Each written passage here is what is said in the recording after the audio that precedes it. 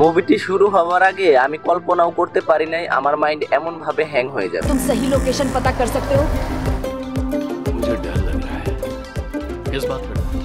कहीं मैं अपने आप को भूल ना जाऊं। এমন টুইস্ট থাকবে একদমই ভাবিনি। হ্যালো গাইস, এক্সপ্লোরেশনে আপনাদের সবাইকে স্বাগত।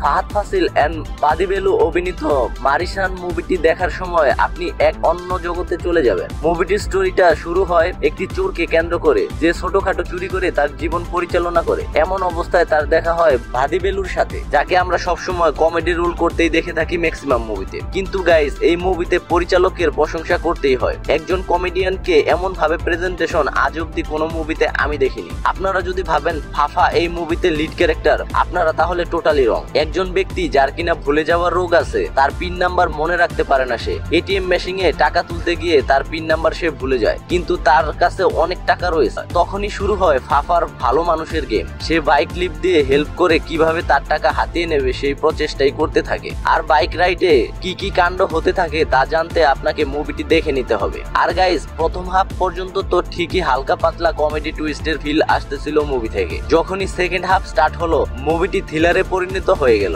আর কি গাজবকা টুইস্ট, একদম আপনার ব্রেন হ্যাং করে দেবে। যারা মুভি লাভার আছেন তাদের একদমই মিস করা উচিত নয় এই মুভিটি। আর মুভিতে কোনো প্রকার কোনো অলগার সিন নেই, নিশ্চিন্তে ফ্যামিলি নিয়ে মুভিটি দেখতে পারবেন। আমি পার্সোনালি মুভিটির রেটিং দেব আউট অফ 5। বেস্ট স্টোরি, একজন কমেডিয়ানকে এমন ভাবে প্রেজেন্টেশন, একদমই মিস করবেন না। আর মুভিটি যারা দেখেছেন কমেন্টে আপনাদের এক্সপিরিয়েন্স শেয়ার করে যাবেন। ভিডিওটি লাইক করে ফেলুন, আপনাদের সাপোর্ট ভিডিও বানাতে আরো অনুপ্রেরণা দেয়। আর হ্যাঁ, এমন biography and movie related update পেতে আমার চ্যানেলকে সাবস্ক্রাইব করে পাশেই থাকুন। ধন্যবাদ।